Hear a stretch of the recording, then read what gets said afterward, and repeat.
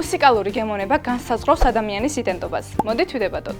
სალომე ბარბარეს წინააღმდეგ. ვნახოთ, ვინ გაიმარჯვებს დღევანდელ დებატებში. გთხოვთ, აირჩიოთ თქვენი პოზიცია. მე თანხმობები. არ ვეთანხმები. არგუმენტების მოსაფიქრებლად 2 წუთი გაქვთ. მე დაგტოვებთ.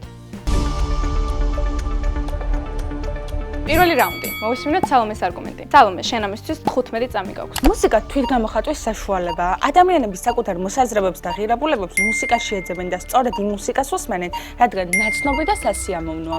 ამიტომ შეგვიძლია ადამიანზე მისი მუსიკალური გემოვნების მიხედვით ვიმშელოთ.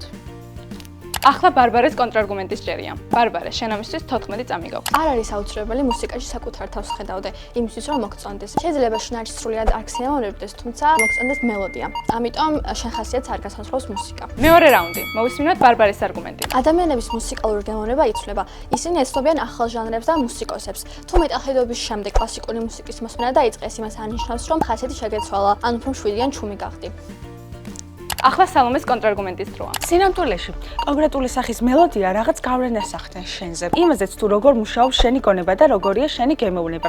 ეს კი რა თქმა უნდა შენს პიროვნებაზე ახდენს გავლენას. უკვე ორივე მოდებატის არგუმენტები მოისმინე. გამარჯვებული შენ უნდა გამოავლინო. კომენტარებში დაგვიწერე იმ მოდებატის სახელი, რომელმაც შენი აზრით გაიმარჯვა.